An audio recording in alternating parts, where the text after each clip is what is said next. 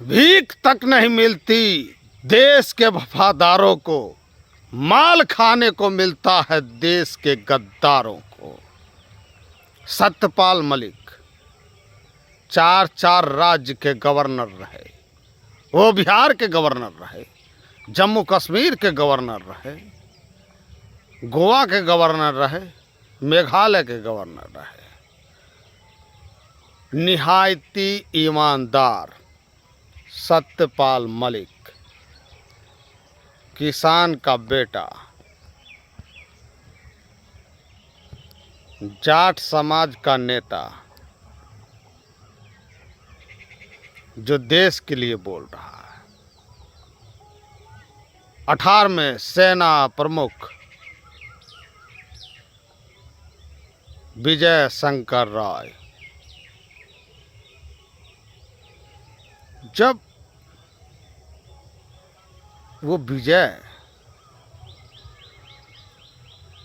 और ये सतपाल दोनों देश के लिए बोल रहे हो, देश के लिए राहुल गांधी बोल रहे हो, देश के लिए उद्धव ठाकरे बोल रहे हो, देश के लिए नीतीश कुमार बोल रहे हो, क्या आपको नहीं लगता कि इन लोगों की हमें काफ़ी ज़रूरत है? क्योंकि आज सच बोलने वालों की संख्या बेहद कम है, मुट्ठी भर लोग हैं, और जो लोग हैं उनको सताया जा रहा है, दबाया जा रहा है, जेल में ठूसा जा रहा है। राहुल गांधी ने अडानी पे सवाल किया, उनकी सदस्यता चली गई। 163 साल के इतिहास में कभी ऐसा नहीं हुआ कि मानहानि के लिए 2 साल की सजा दी गई हो। माइक म्यूट कर दिए गए, संसद में आवाज खामोश कर दिया जाए। वायनाड में वाई इलेक्शन हो रहा है, एक ने अडानी को पकड़ा राहुल गांधी, और दूसरा ने अनिल अंबानी को पकड़ा।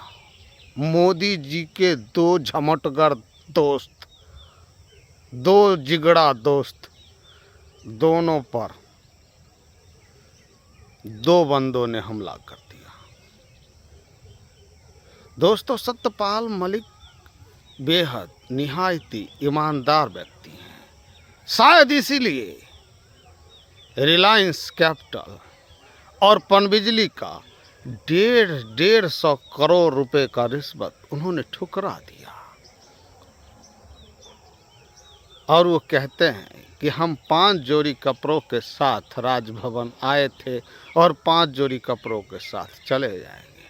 आगे ये भी बताते हैं, जब दिल्ली में 20-30 लोगों के साथ उनका मीटिंग चल रहा था और उन्हें खाना खिलाने के लिए घर में उनको जगह नहीं था, पार्क में व्यवस्था कर दिया और पुलिस ने उनसे परमिशन मांगा। फिर दिन भर आर.के. पुरम थाना में उन्हें उलझाए रखा, उनके समर्थकों के साथ बदसलूकी की गई। सत्यपाल मलिक छोटे मोटे लोग नहीं हैं, 4 जगह के गवर्नर रह चुके हैं। वो जाट और खाप समाज के नेता है।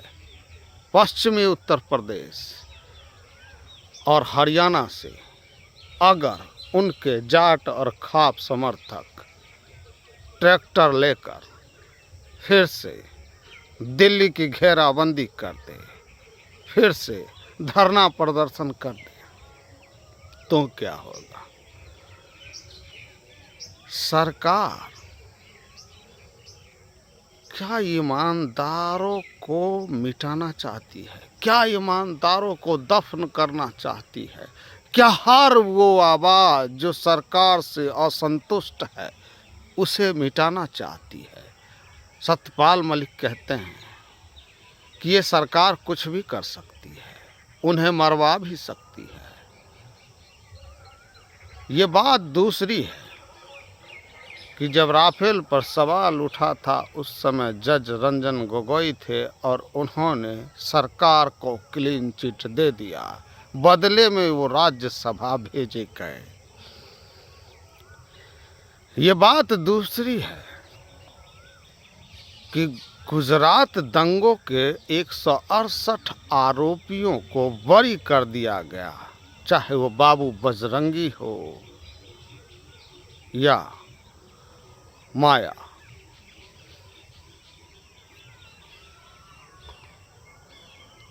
माया और बाबू बजरंगी वहां की माया है,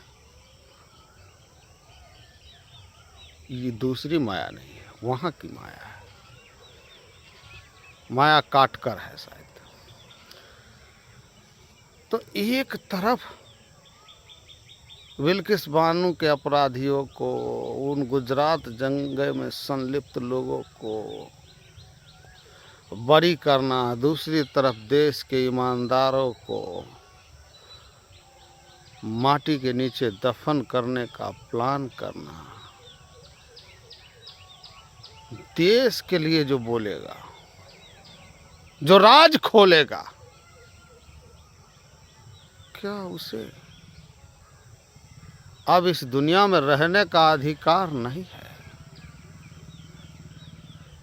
सतपाल मलिक बताते हैं कि मोदी जी को करप्शन से गुरेज नहीं है। शायद इसीलिए वो जब गोवा के बारे में बताए, कश्मीर के बारे में बताए, उनका ट्रांसफर होता चला गया। मोदी जी को करप्शन से कोई गुरेज नहीं है। शायद इसीलिए हिमाचल प्रदेश के बागी विधायक को या ईश्वरप्पा को उन्होंने फोन किया, जो ईश्वरप्पा सर से पैर तक करप्शन में डूबे हुए हैं, करप्शन में लिप्त हैं, उन्हें फोन करना गया। मोदी जी को सत्ता चाहिए, चाहे ईमानदारी की हो, बेईमानी की हो, लूट का हो, भ्रष्टाचार का हो, उन्हें सत्ता चाहिए।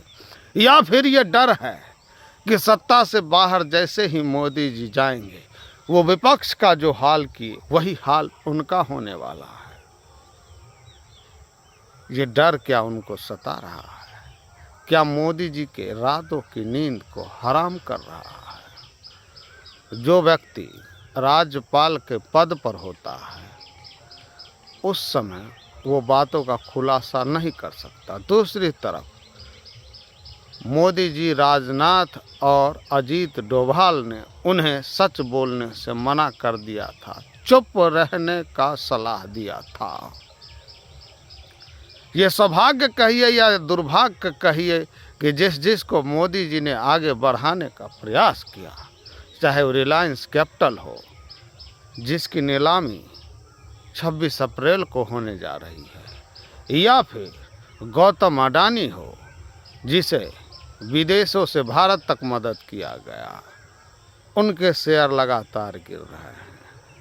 अनिल अंबानी मटिया मेट हो रहा है।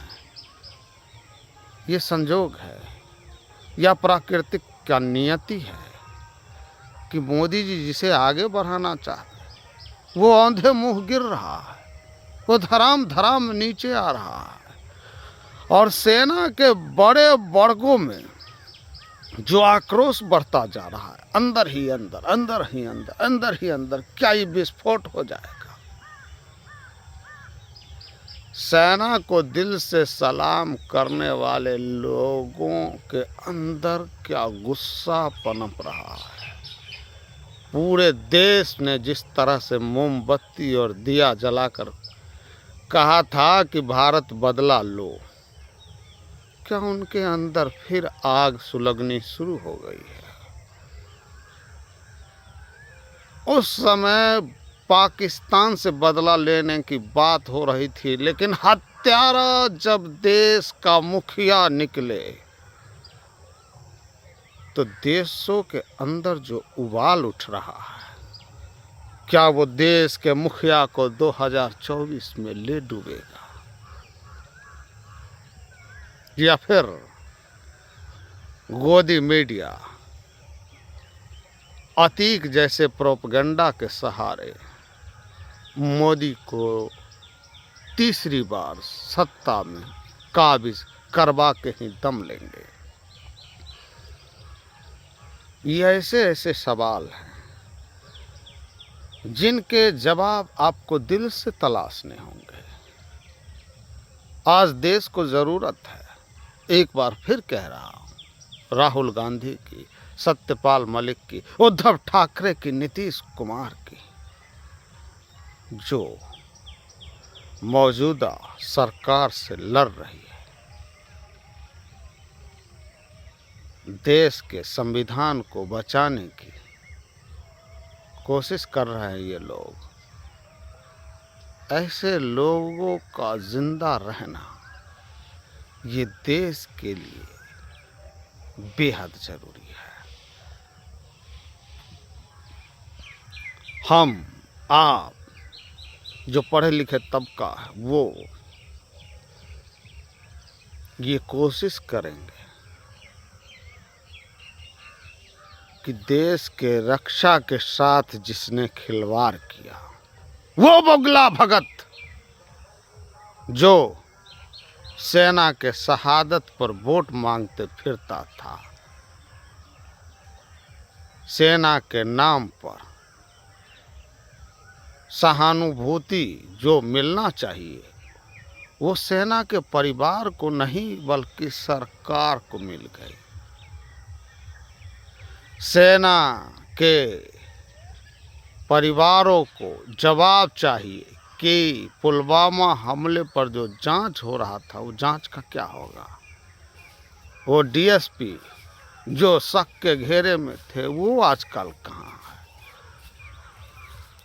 उसका उद्भेदन क्यों नहीं हो पाया, जांच कहाँ लटक गया, कहाँ फंस गया, कौन इस जांच को पूरा नहीं होने दिया। कैसे आरडीएक्स आए जब देश के खुफिया तंत्र कह रहा था कि 10-15 दिनों से एक गाड़ी का मूवमेंट हो रहा है। कुछ लोग चाहते हैं कि यहाँ हादसा हो जिनके तार पाकिस्तान से जुड़े हो। वो कौन लोग थे जो आरडीएक्स भिजवाने में मदद किए? वो कौन भारतीय लोग थे जिन्होंने आतंकियों को मदद पहुंचाया? क्या इनकी जांच होनी चाहिए या नहीं होनी चाहिए? या फिर मोदी जो कह दे, शाह जो कह दे वही अंतिम सत्य है? वो तो शुक्र हो कि सत्यपाल मलिक के पास अकूत दौलत नहीं है, नहीं तो सीबीआई ईडी उनके यहाँ छापे मार रही होती। जेल तो किसी न किसी बिना पर उन्हें जाना ही होगा, चाहे इल्जाम जो लगे। देश के ऐसे हालात हैं कि जो सच कहेगा उसको जेल में जरूर ठूसा जाएगा। क्या ये विकट स्थिति है? क्या तीसरी बार सत्ता में मोदी जी आएंगे तो ये जो उंगली पर गिने हुए 3-4 व्यक्ति जो सच बोल रहे हैं, जनरल शंकर राय चौधरी, सत्यपाल मलिक, राहुल गांधी, एक दो और, क्या किसी की हिम्मत नहीं पड़ेगी सच बोलने की? क्योंकि झूठ का बोलबाला और सच्चे का मुंह काला जब होने लगे तो लोग सच बोलने से क्यों न डरे, क्यों न सत्ता के साथ हो जाए, क्यों न मलाई खाए, क्यों अपने गर्दन को मुश्किल में डाले, क्यों न वो हेमंत बिश्व शर्मा बन जाए, क्यों न वो मुकुल राय बन जाए, क्यों न वो शुभेंदु अधिकारी बन जाए, क्यों न वो कोनराड संगमा बन जाए, क्यों न वो नारायण राणे बन जाए। क्या नारायण राणे, शुभेंदु अधिकारी, मुकुल राय, हेमंत बिस्वा शर्मा सरीखे लोगों का संख्या बढ़ जाएगा। क्या गोलीमार ठाकुर, प्रज्ञा ठाकुर, इन जैसे लोगों का संख्या बढ़ जाएगा? क्या अतीक के शूटरों जैसे लोगों को लोकसभा विधानसभा का टिकट मिलता रहेगा? रोजगार के नाम पर उसे हथियार थमा दिया जाएगा, जिसे एक मोटरसाइकिल खरीदने का हैसियत नहीं, उन्हें 7-7 लाख रुपए का हथियार थमाया जाएगा।